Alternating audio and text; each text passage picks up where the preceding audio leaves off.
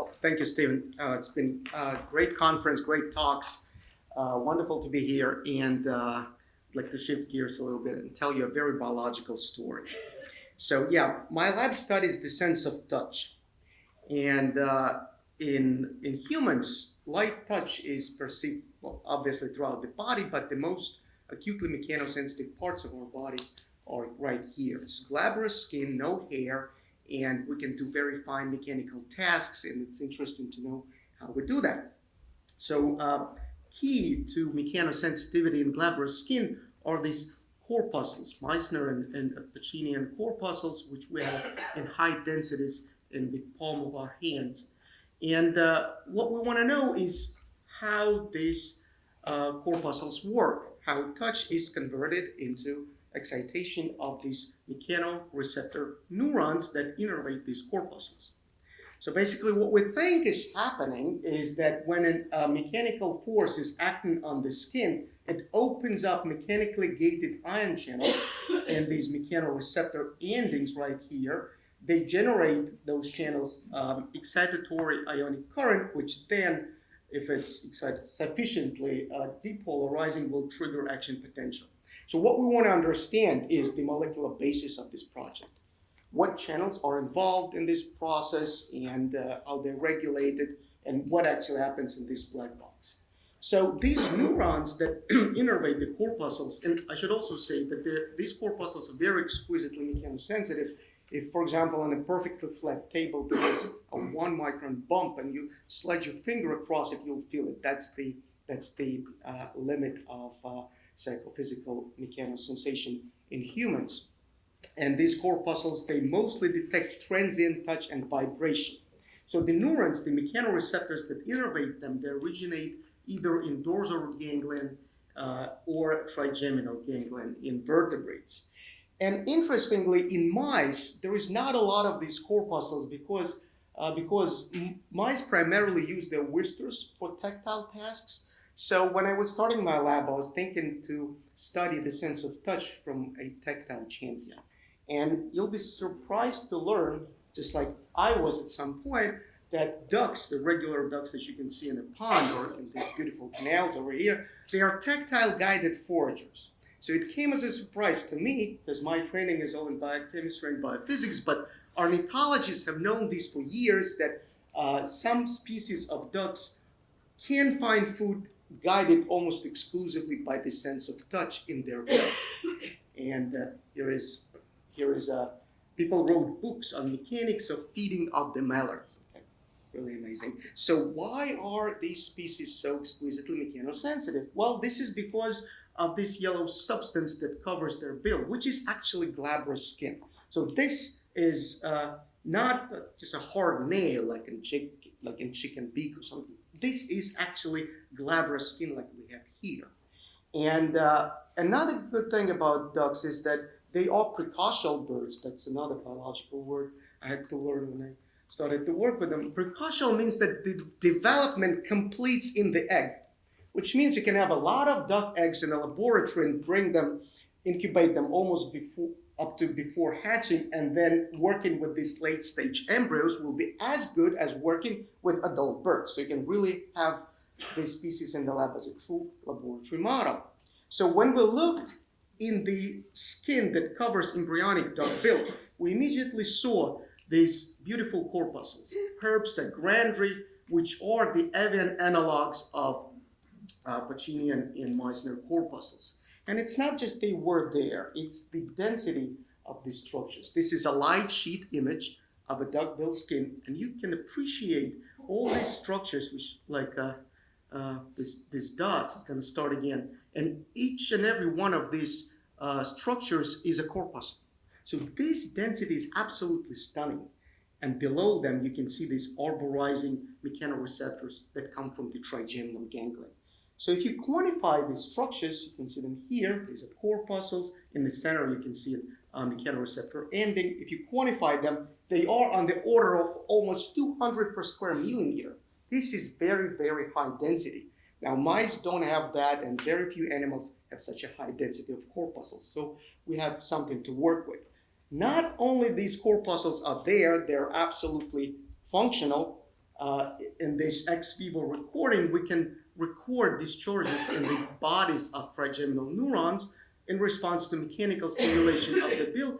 And you can see that every time we find a mechanoreceptive neuron, it discharges in so-called rapidly adapting manner, which means that discharges are happening only in the beginning and the end of the stimulus, right here, not during the static phase. And that's a hallmark of this rapidly adapting neurons and corpuscles in all vertebrates. So they are functional at this stage, and they can detect vibration. If we tap on the bill faster, then the neurons will discharge faster and faster. So really, this is a great model to approach this problem. And one interesting fact, so we are tactile champions. We have about 75 of mostly Meissner corpuscle per square millimeter of our skin.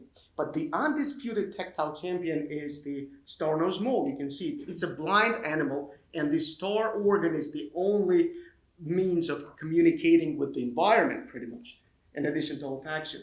And it has up to 400 of Pacinian corpuscles per square millimeter of glabrous skin here. Now, ducks are in the same league. So next time you see a duck and you see its bill, don't think of it as just a tool to grab objects. This is more a finger rather than really like a blunt tool. So the sheer density of the corpuscles in the bill suggests that the trigeminal neurons, there should be plenty of mechanoreceptors in the trigeminal ganglion that innervate the bill. And that's what we want to study. We want to have a good access to a lot of mechanoreceptive neurons to study the ion channels that are present there. And it's a big problem because in a somatosensory ganglion of a vertebrate, whether it's human or any rodent that's been studied so far, the vast majority of neurons in the sensory ganglia are either chemical receptors or cold or heat receptors, nociceptors in general, devoted to the detection of pain or to the detection of temperature. Whereas neurons that detect light touch are extremely rare. But how can we tell a neuron that is capable of mechanoreception versus the one that's not? So the standard approach is to just directly interrogate the neuron and record mechanically activated current in response to physical stimulation of a neuronal soma in a dish.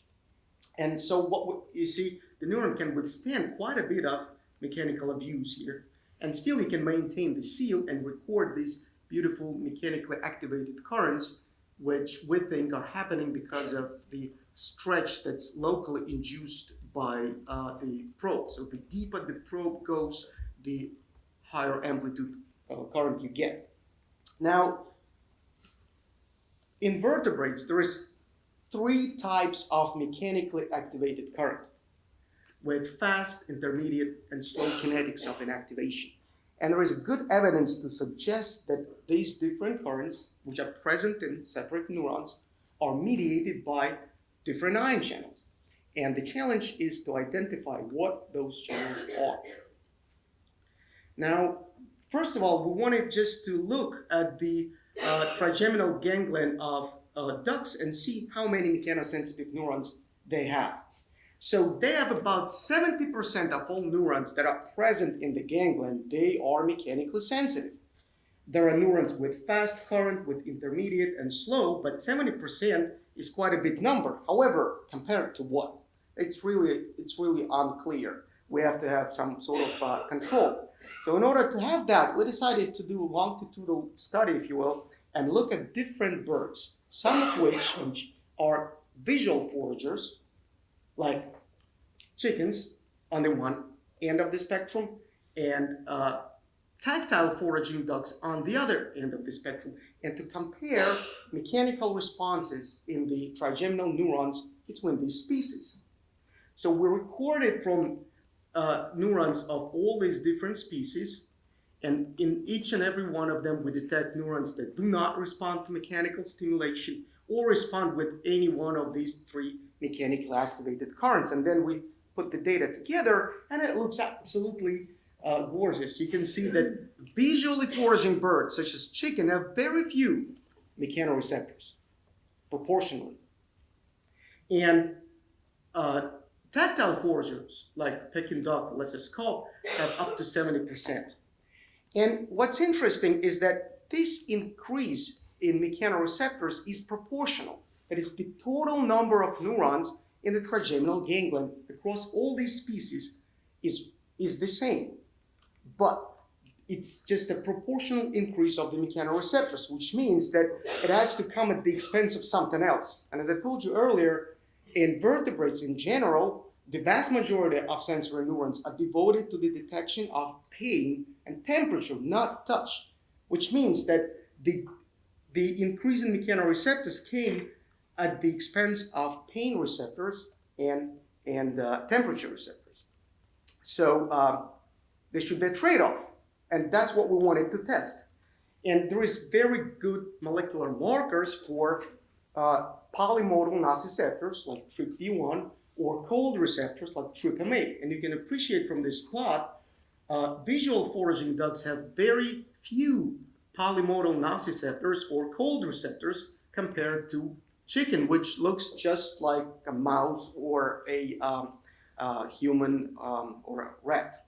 And this trade-off is specific only to the trigeminal ganglion in ducks. You can see that dorsal root ganglion, that is sort of an analog of trigeminal ganglion which innervates the body, has the same high proportion of polymodal nociceptors and cold receptors as any other vertebrate. So there is something very special about trigeminal ganglion of tactile foragers. So why is that happening? It's probably has some developmental origin, and we wanted to look into it, at least to some extent.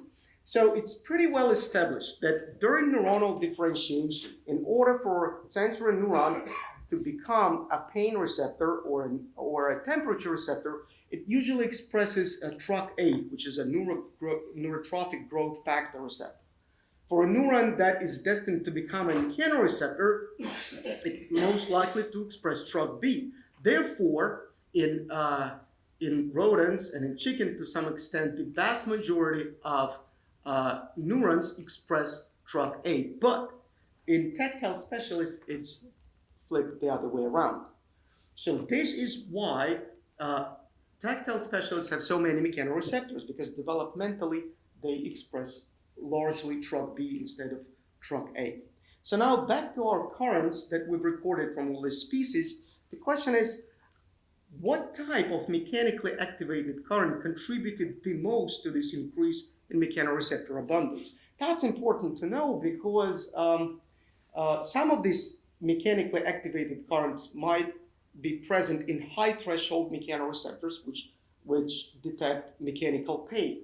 So presumably, we can figure out which current is more important for light touch by just looking at what type is increasing more and more proportionally as we move from visual to tactile foragers. And there is the data. You can see that neurons with fast current do not correlate at all with the proportion total abundance of mechanically sensitive neurons. And this is very surprising because in mice, neurons with fast current are thought to be the main contributors to the detection of light touch. But you make just one step out of the domain of rodents and you see that the biology, say birds, looks very different. Now, one of the most striking correlations that I've seen in biological research is this, that looks like all the increase in mechanosensory neurons came through neurons with intermediate mechanocurrent and slow to some extent. So we think that these are the neurons that, at least in these species, light touch receptors, neurons with this current. So what ion channel is mediating these types of mechanocurrent? We sequenced all these somatosensory ganglia from all these species. We have several interesting candidates that we're pursuing, but one low-hanging fruit was the piezo channel. So the piezo2 channel is the only ion channel identified so far which is physiologically relevant to the detection of touch in vertebrates. It was identified in Arnem Pataputian's lab, and it's expressed in about 20% of mouse DRG or TG neurons, recently several cryo-EM structures of piezo2 homolog piezo1 came out, so we can now put some of the amino acids in structural context. And since this ion channel is important for the detection of touch in mice, we wanted to see if it's important in the case of tactile foraging ducks.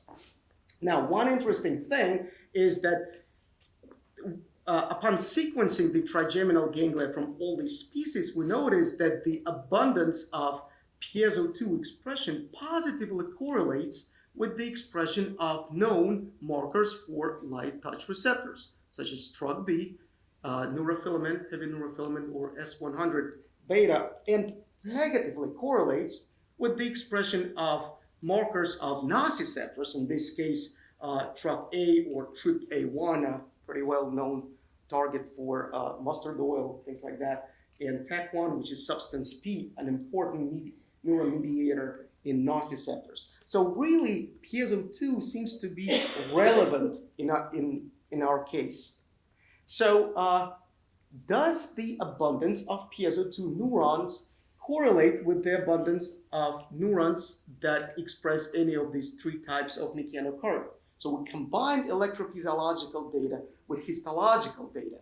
And you can see from this plot, there is absolutely no correlation between piezo2 neurons and neurons with fast current. Again, this is very different from the data in mice, where it's been shown quite convincingly that in mice, piezo2 mediates only fast current. Now here, we don't see any correlation at all. Instead, we see a correlation between piezo2 neurons and intermediate and slow current. Now, this correlation is not great. And there is two things which we take from this. One is that there's probably other ion channels that contribute to these currents other than piezo2, and I'll show you some piezo2 data later. But still, this correlation is good enough to pursue and test the hypothesis that actually piezo2 is involved in the generation of these types of mechanocurrent. So here's the question: does piezo2 contribute to these currents? And the first thing that we had done is we cloned piezo2 from ducks and compared it in HEK cells back-to-back with mouse ortholog. So even though duck piezo was just like mouse, non-selective, mechanically activated ion channel, sensitive to gadolinium, it inactivated very fast. So in this reconstituted heterologous system, piezo2 is fast, but we are testing it for a role for intermediate and slow current. Now, it was very surprising to see this result initially, but then we realized that maybe it's not that surprising, because we currently think that the process of inactivation in piezo1 and piezo2 proceeds through the formation of a hydrophobic inactivation gate, which is formed by these conserved residues in the inner helix of the channel. And these residues are very conserved among piezo1 and piezo2 from different species. So perhaps in HEK cells, which lack neuronal components, inactivation proceeds just through, this mechanism is just works, is not regulated by anything, and therefore piezo2 inactivates fast. So in order for piezo2 to inactivate slower, there has to be some regulators. We don't know what they are, but we know that they may exist. In fact, we showed that if piezo2 is co-expressed with this protein called TMAM150C, which at some point was suggested to be a mechanically gated ion channel, but it's not. It does something else. And one of the things it can do is it can substantially prolong the kinetics of piezo inactivation. So piezo2 can inactivate fast, and it can inactivate slow. All it takes is some regulator. So the question is, does piezo2 contribute to this slow current in neurons? And yes, it does. We can do a very simple experiment. We can treat neurons with siRNA against piezo2 and then see what types of current are affected. And here you can see after treatment with piezo2 siRNA, we see a significant reduction in the density of mechanocurrents with intermediate and slow kinetics of inactivation. So piezo2 does contribute at least partially to these currents. Now, here's the summary of what we figured out so far. That is, the general question is, how do you potentiate mechanosensitivity in an organ-specific manner in the vertebrate? So this is the solution that has been selected in evolution of ducks. So first of all, the majority of duck neurons express the neurotrophic growth factor receptor TRK-B. That predisposes these neurons to become mechanoreceptors. And we can see that the majority of neurons express the piezo2 channel, and neurons that express heat or cold activated ion channels are very rare.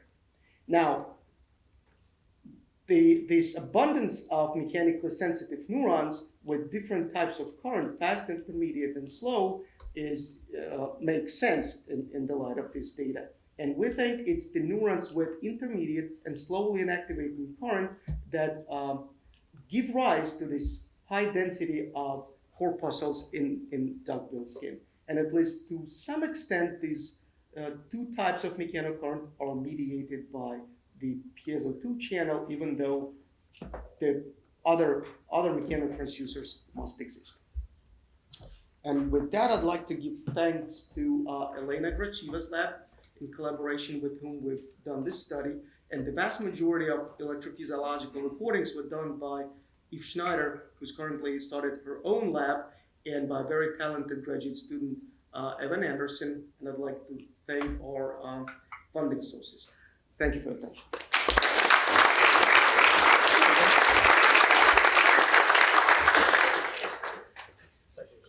Right. Do we have any questions?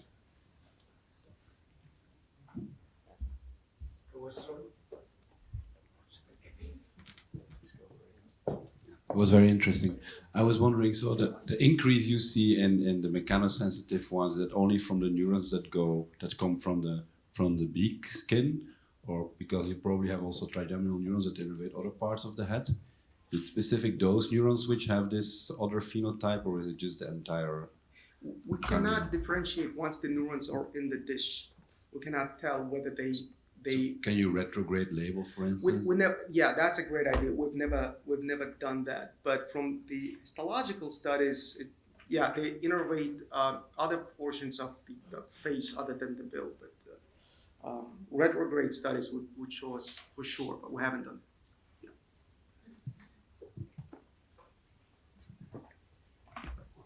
One final question over here before we move on.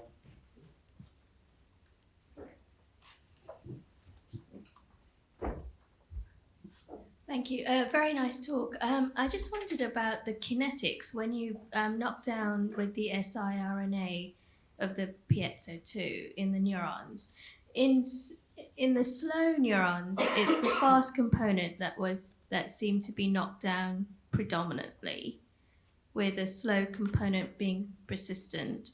Whereas in the kind of the intermediate, you still have a very fast component, but not a slow component. Right. So I think that we take it to suggest that there is more than one mechanotransducer which is present in the same mechanosensitive neuron.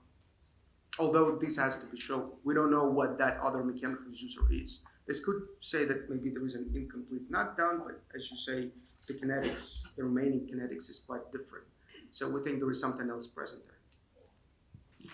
Okay, I think we'll move on to the next speaker. Well, thanks, Slav, for a truly fascinating